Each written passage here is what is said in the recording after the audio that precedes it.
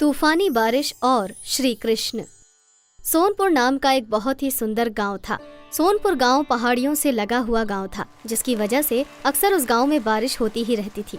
सोनपुर गांव के सभी लोग भगवान श्री कृष्ण की भक्ति किया करते थे। वो अपने भगवान श्री कृष्ण को ही उस गांव का पिता कहते थे। उनकी इस भक्ति की दुनिया का कोई तोड़ ही नहीं था। न ही उस गांव के लोग कभी एक दूसरे से ईर्ष्या करते थे। कभी कोई गलत काम उस गांव में होता ही नहीं था। सोनपुर गांव की चर्चा पृथ्वी लोक के अलावा स्वर्ग लोक में भी होती थी। प्रभु, आपने देखा पृथ्वी पर क्या हो रहा है? एक गांव ऐसा है जहां पर किसी और देवता की पूजा नहीं होती है। सिर्फ एक ही देवता की सबसे ज्यादा पूजा मानव वहां कर रहे हैं। कौन सा गांव है पवन देव जी? और इस गांव के लोग आखिर किसकी पूजा कर रहे हैं? हो ना हो यह गांव हमारी ही पूजा भक्ति में लीन होगा। नहीं प्रभु, वो गांव सोनपुर है। कहीं ये वही गांव तो नहीं जिसके लोग कहते हैं कि उस गांव में पिता भगवान श्री कृष्ण हैं? हाँ प्रभु, वही सोनपुर गांव। अब तो उस गांव का नाम भी वो कृष्ण नगर रखने वाले हैं। और मैंने ये भी सुना है कि उस गांव के लोग भगवान श्री कृष्ण के अलावा अब किसी और की भक्ति नहीं करेंगे। अच्छा, ये बात है। लेकिन हम भी स्वर्ग के राजा हैं और हम उनको एक मौका अवश्य देना चाहेंगे। हम स्वयं गांव में जाकर इस बात का पता लगाएंगे कि आखिर वो लोग बाकी देवताओं को महत्व क्यों नहीं दे रहे हैं। भगवान इंद्र ने पृथ्वी के उस गांव में जाने का फैसला कर लिया और एक दिन रूप बदलकर पृथ्वी पर प्रकट हुए और सोनपुर गांव में पहुंच गए। ओ काका, जरा सुनते हो? सोनपुर गांव यही है क्या? अरे हाँ भाई, यही तो कृष्ण भगवान का सोनपुर है। आइए आइए, स्वागत है आपका हमारे गांव में। कोई परदेसी लगते हो। हाँ काका, परदेसी ही हूँ। यहाँ से गुजर रहा था तो सोचा इस गांव में घूमता चलूं। बड़ा नाम सुना था इस गांव का कि यहाँ के लोग भगवान पर बड़ी श्रद्धा रखते हैं। हाँ जी भाई साहब, हम सब भगवान कृष्ण पर बड़ी श्रद्धा रखते हैं और उन्हीं को अपना पिता मानते हैं। भगवान कृष्ण को? लेकिन हिंदू धर्म में तो कई भगवान है, फिर एक भगवान को ही विशेष महत्व क्यों? और इंद्रदेव भगवान तो कृष्ण भगवान से दयालु है। वो तो तुरंत भक्तों की बातें सुनते हैं। चाहे इसी पल आजमा कर देख लो। अरे नहीं भैया, हम कौन होते हैं किसी को आजमाने वाले? हम तो नर हैं, भगवान की भक्ति बिन लालच के करते हैं। हमें भगवान कृष्ण में अटूट श्रद्धा है। फिर वो देर से सुने या जल्दी, ये उनकी मर्जी है। इंद्रदेव उस काका से बातें करते हुए गांव के अंदर दाखिल हुए और उन्होंने गांव को देखा कि हर एक घर के बाहर भगवान श्री कृष्ण का चित्र बना हुआ था। भगवान कृष्ण के अलावा उनकी जुबान पर किसी और का नाम ही नहीं था। इंद्रदेव की नजर एक पुराने घर पर पड़ी, जिसके दरवाजे पर भगवान श्री कृष्ण की मूर्ति ही नहीं थी। अरे, लगता है इस घर में मेरी पूजा होती होगी, इसीलिए यहाँ पर भगवान कृष्ण की छाया नहीं है। अगर ऐसा हुआ तो आज इस घर की पूरी किस्मत को मैं बदल कर रख दूंगा, ताकि इन सबको यकीन हो जाए कि मेरी भक्ति करने वाला कभी दुखी नहीं रह सकता। ये कहकर इंद्रदेव उस टूटे घर में दाखिल हुए, जहाँ पर एक बहुत ही निर्धन परिवार रहा करता था। उस घर में ना तो खाने को कुछ था और ना ही पहनने को कुछ। जब इंद्रदेव ने उन्हें देखा तो कहा, अरे भाई, मैं परदेसी हूँ, क्या मैं यहाँ बैठ सकता हूँ? हाँ भाई, आइए, आपका मेरी कुटिया में आने का प्रयोजन जान सकता हूँ मैं? मैं तो बस भगवान इंद्रदेव का दूत बनकर आया हूँ। मुझे इंद्रदेव भगवान ने भेजा है और कहा कि इस गांव में एक निर्धन परिवार है जो उनकी भक्ति करता है, और उन्होंने मुझे ये आदेश भी दिया कि मैं जाकर उस परिवार के सारे दुखों का विनाश कर दूं। प्रभु, आप जो कोई भी हैं, सबसे पहले आपके श्री चरणों में मेरा प्रणाम। प्रभु, मेरी गरीबी मेरे कृष्ण की देन है। शायद उन्हीं की मर्जी है कि मैं गरीबी की जिंदगी जीऊं। इसमें इंद्रदेव भगवान क्या कर सकते हैं? जैसे ही इंद्रदेव भगवान ने उसके मुंह से ये बात सुनी तो उनका गुस्सा 7वें आसमान पर चला गया और अपना अपमान होता देख वो अपने असली विराट रूप में प्रकट हुए। उनका विराट रूप देखकर सभी गांव वाले अचंभित रह गए। गांव के सभी लोग हाथ जोड़कर खड़े थे। तभी इंद्रदेव भगवान ने क्रोध में आकर गांव वालों से कहा, मूर्ख इंसानों, तुमने आज मेरी आलोचना की है, मुझे अपमानित किया है। अब मैं तुम सबको बताऊंगा कि मैं कृष्ण से बड़ा हूँ। मेरे अपमान की कीमत अब तुम सबको चुकानी होगी। मेरे प्रकोप से तुम्हें कोई नहीं बचा सकता। तभी इंद्र भगवान ने अपने देवताओं का आह्वान किया। उनके आह्वान पर वायुदेव, मेघदेव और वरुण देव प्रकट हो गए। इंद्रदेव ने सभी देवताओं से कहा, मेरी मर्जी के बिना इस गांव में न आज से हवा चलेगी, न ही वर्षा होगी। और ना ही सर्दी गर्मी का एहसास होगा। ये सब बिना पानी और हवा के मरने चाहिए। जो आज्ञा प्रभु, मैं अभी इस नगर से अपनी वायु को हटा लेता हूँ। जो आज्ञा प्रभु, मैं भी इस बार की वर्षा इस गांव में नहीं करूंगा, इससे इनकी खेती ही नष्ट हो जाएगी। मैं भी इस गांव से अपनी छवि को हटा लेता हूँ। ये कहकर सभी देवता गायब हो गए। गांव के सभी लोग परेशान होने लगे और अपने भगवान श्री कृष्ण की शरण में गए। उनकी मूर्ति के सामने रोने बिलखने लगे। भगवान कृष्ण ने जब उनकी ये दशा देखी तो अपनी शक्ति से गांव में कुछ भी होने नहीं दिया। वरुण देव ने इंद्रदेव को इस घटना के बारे में बताया। प्रभु प्रभु, अनर्थ हो गया। क्या हुआ वरुण देव? क्या सोनपुर नगर के सारे प्राणी मारे गए?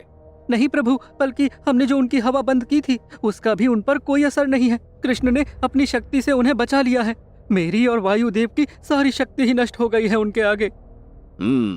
तो क्या हम अपनी हार मान ले? हम इस बात को स्वीकार कर ले कि पृथ्वी वासियों का हम कुछ नहीं बिगाड़ सकते। क्या हमारे पास कोई ऐसी शक्ति नहीं जो हमारे अपमान का बदला ले सके? तभी इंद्रदेव की बात सुनकर मेघदेव उठ खड़े हुए और अपनी गर्जन करते हुए बोले, ऐसा क्यों सोचते हो इंद्र? अभी मैं मेघ जीवित हूँ, मेरी ऋतु का अभी समय नहीं, लेकिन मैं आपके अपमान का बदला लेने के लिए ऋतु के आने का इंतजार नहीं करूंगा। मैं पृथ्वी के सोनपुर में इतनी भयंकर वर्षा करूंगा कि उन सभी की दुनिया ही नष्ट हो जाएगी। फिर चाहे बैकुंठ से भगवान श्री कृष्ण ही क्यों ना आ जाए, वो मेरे प्रकोप से सोनपुर के लोगों को नहीं बचा पाएंगे। अब बस मुझे सृष्टि के विरुद्ध ये काम करने की आज्ञा दें। मेरी पूरी आज्ञा है मेघ, आपको पूरी आज्ञा है। आप मेरे अपमान का बदला उन लोगों से लो और उन्हें बता दो कि इंद्रदेव ही इस पृथ्वी का भगवान है। अब इंद्रदेव का अहंकार बढ़ चुका था। इंद्रदेव ने कुदरत के विरुद्ध जाकर मेघदेव को बिन मौसम के भयंकर वर्षा करने की आज्ञा दे दी थी। मेघदेव अपनी तीव्र गति से पृथ्वी लोक की तरफ बढ़ रहे थे।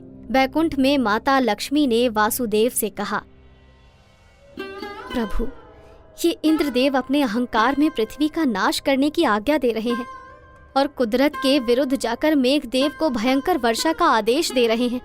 सोनपुर के लोगों को आप कैसे बचाएंगे प्रभु? भगवान ने माता के जवाब का उत्तर नहीं दिया। देवी माँ भगवान से बार बार पूछती रही। तभी वासुदेव भगवान ने मुस्कुराकर उत्तर दिया, देवी, आप इस बारे में क्यों चिंतित हो रही हैं? अगर इंद्रदेव अपने अहंकार में भ्रमित है तो उन्हें इसका परिणाम भोगना ही पड़ेगा। और रही बात सोनपुर के लोगों की, उनकी रक्षा तो उनका विश्वास कर ही देगा। आप इस बारे में चिंता ना करें तो ठीक ही रहेगा।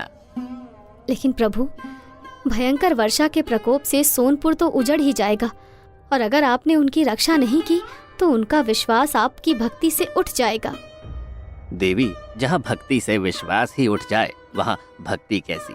और सोनपुर के लोग इतने कमजोर नहीं कि वो अपने भगवान से विश्वास उठा लें। आप बस देखती जाइए आगे होता है क्या। मेघदेव पृथ्वी की तरफ पहुंच ही गए थे।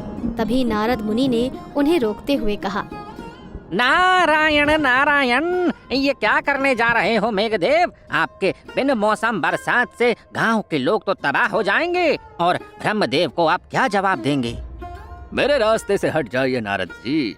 इन सोनपुर के लोगों ने स्वर्ग के राजा इंद्रदेव का अपमान किया है, जिसकी सजा इन्हें मिलनी ही चाहिए। और रही बात ब्रह्मदेव की, उन्हें इंद्रदेव जी संभाल लेंगे। मुझे मेरे प्रभु से आदेश मिला है इस गांव को भयंकर वर्षा से बर्बाद करने का, वो मैं करके ही रहूंगा। आप हट जाइए। लेकिन मेघदेव जी, आप इस तरह से नियम को तोड़ोगे तो इस लोक का क्या होगा? आपको मानव कल्याण के लिए लगाया गया है, लेकिन आप उसी मानव का सर्वनाश करने पर तुले हैं। देखिए नारद जी, इस वक्त मैं अपने प्रभु का आदेश मानने के लिए आया हूँ। इस वक्त क्या उचित है क्या अनुचित है इसका मुझे ज्ञान नहीं। आप यहाँ से जाइए और अपना काम कीजिए। ये कहकर मेघदेव वहाँ से आगे बढ़ गए और एक तेज गर्जना के साथ सोनपुर में जाकर गरजते हुए बोले, सोनपुर के लोगों, मैं मेघदेव तुम्हारे इस गांव में भयंकर वर्षा करने समय से पहले आया हूँ और तुम्हें पहले चेतावनी इसलिए दे रहा हूँ ताकि अपने बचने का इंतजाम कर सको। मेघदेव जी, हमें बचाने के लिए हमारे कृष्ण भगवान आएंगे। उनके होते हुए हमें किसी से डरने की जरूरत नहीं। तुम लोगों का यही अंधा विश्वास आज तुम्हें ले डूबेगा। तुम लोगों ने इंद्र का अपमान करके जो गलती की उसकी सिर्फ एक ही भरपाई है। आज ही उससे माफी मांग लो और उन्हें अपना भगवान स्वीकार कर लो ताकि तुम लोगों का अंजाम बच सके। प्रभु, हमने किसी का अपमान नहीं किया है। हम अगर अपने भगवान की भक्ति करते हैं तो इसमें हमारा क्या दोष है? आप ही बताइए। अगर फिर भी ये आपकी नजर में गुनाह है तो हमें आप सजा दीजिए। अच्छी बात है, अब तैयार हो जाओ। ये कहकर मेघदेव ने भयंकर तूफानी बारिश शुरू कर दी। बारिश इतनी तेज थी कि गांव के लोगों को संभलने का मौका ही नहीं मिला। इसलिए वो लोग इधर उधर भागने लगे और भगवान को याद करने लगे। कोई भगवान की मूर्ति को पकड़ता तो कोई मंदिर में छुपता, लेकिन तूफानी बारिश इतनी तेज थी कि भगवान की मूर्ति तक खंडित हो गई, मंदिर तक डूब गए। भयंकर वर्षा के प्रकोप से सोनपुर गांव उजड़ने लगा। भगवान को लोग रो रो कर बुलाने लगे। हे प्रभु, हे पालनहार, इस कठिन घड़ी में इस सोनपुर की मदद करो।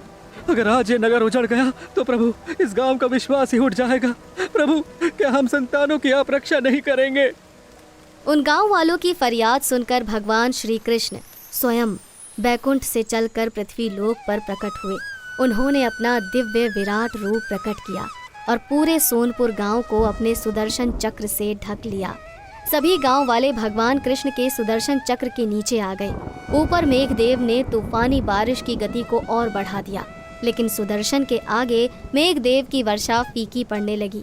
इधर इंद्रदेव ने वायुदेव और अग्निदेव को भी पृथ्वी पर भेज दिया, लेकिन भगवान के सुदर्शन से पूरे सोनपुर को कवच की तरह ढक लिया था। इंद्रदेव का कोई भी जादू सोनपुर का बाल भी बांका नहीं कर सका। हे इंद्रदेव जी, आप अब भी अपनी भक्ति लगा कर देख सकते हैं। फिर ये ना कहना कि हमने आपको साबित करने का मौका नहीं दिया। आप चाहे तो अपने वज्र का भी प्रयोग कर सकते हैं, क्योंकि अहंकार में लोग अपने भयंकर अस्त्रों का प्रयोग करके अपनी दुर्बलता का प्रमाण देते हैं। अगर इस गांव के लोग भक्ति किसी भी भगवान की करते हैं तो इसमें इनका क्या दोष? भक्ति तो मनुष्य के जीवन का प्रेम है। भक्ति के दम पर मनुष्य अपनी लड़ाई लड़ते हैं, लेकिन आप इनकी भक्ति से इतना डर गए कि आपने इन निर्बल लोगों से बदला लेने के लिए संसार और कुदरत के नियमों को ही बदल दिया। भगवान कृष्ण का ये आदेश सुनकर इंद्रदेव को अपनी गलती का एहसास हो गया और वो स्वर्गलोक से पैदल ही भगवान की शरण में आ गए और उनसे माफी मांगने लगे। साथ ही सोनपुर गांव के सामने भी वो सभी लोगों से माफी मांगने लगे और अपनी गलती का एहसास किया। दयालु भगवान ने उन्हें माफ कर दिया और सोनपुर गांव को फिर से पहले जैसा बनाने का आदेश दिया। इंद्रदेव ने भगवान का आदेश माना और फिर से सोनपुर गांव को बसाया। सोनपुर के लोगों ने भी इंद्रदेव से माफी मांगी और उनके कदमों में सर रखकर कहा, हे इंद्रदेव, हम बच्चों से भूल हुई है जो आपका अपमान किया। हमें आपसे कोई गिला नहीं है। हम आज से अपने इस सोनपुर को इंद्रदेव नगर नाम से घोषित करते हैं। भक्ति भाव हमें आपसे भी है प्रभु, पर गीता में लिखा है ना, भक्ति दिल के भाव से होती है और दिल के मंदिर में जिस भगवान को बैठाओ तो उसकी पूजा पूरे मन से करनी चाहिए, क्योंकि भगवान एक ही है, बस रूप अलग है। इंद्रदेव ने सभी गांव के लोगों को माफ किया और खुशी खुशी आशीर्वाद देकर उन्हें अपनी भक्ति का वरदान दिया।